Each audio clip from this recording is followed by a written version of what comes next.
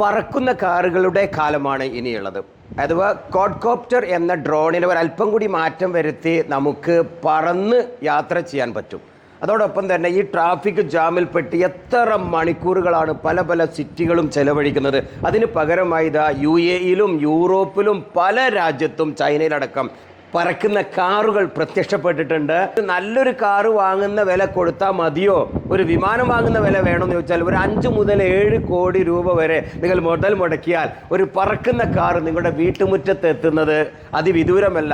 ഇനി നമ്മുടെ സ്വന്തം നാട്ടിലും നമുക്ക് പ്രതീക്ഷിക്കാം ഈ ട്രാഫിക് ജാമിൽപ്പെട്ട് ബുദ്ധിമുട്ടാതിരിക്കാൻ ഒരു പറക്കുന്ന കാറ്. ഒന്ന് കണ്ടു നോക്കൂ, ഇത് മതി നമുക്കൊരെണ്ണം.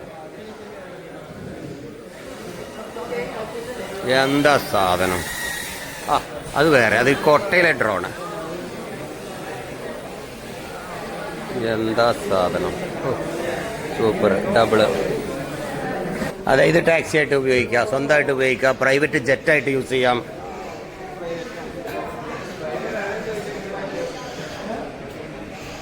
എന്താ സാധനം!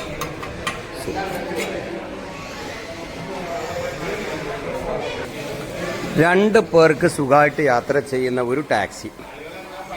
ഇനി ഇതിൻ്റെ ബാക്കപ്പ് എത്രയാണ്, ഇതിൻ്റെ പ്രൈസ് എത്രയാണ്, അതോടൊപ്പം ഇത് എങ്ങനെയൊക്കെ കൊണ്ടുപോകും, ഇതിൻ്റെ ലൈസൻസ് എങ്ങനെയൊക്കെയാണ്, ഒരു ചാർജിൽ എത്ര കിലോമീറ്റർ സഞ്ചരിക്കാൻ പറ്റും, ഇന്ത്യയിൽ അനുവദിക്കുന്നുണ്ടോ, ഇതിൻ്റെ ഭാരം എത്രയാണ്, ഇതിലേതാ ബാറ്ററി, ഇതിലേതാ ടെക്നോളജി ഉപയോഗിച്ച്, എല്ലാം വിശദമായി പറയാം. അപ്പോൾ നമ്മുടെ ഈ ഒരു സാധനത്തിൻ്റെ ഒരു ഡീറ്റെയിലും ഇവിടെ വെച്ചിട്ടില്ല. ഇതൊരു ഡെമോൺസ്ട്രേഷൻ പർപ്പസിന് വെച്ച അതിൻ്റെ പ്രൈസോ ഡീറ്റെയിലോ ഇല്ല. കമ്പനിയുടെ പേര് പോലും ചൈനയിൽ എഴുതിയിട്ടുള്ളത്. ഈ ഒരു ക്വാഡ്കോപ്റ്റർ പറത്താൻ വിമാനത്തിൻ്റെ പൈലറ്റ് ലൈസൻസ് വേണ്ടി വരും.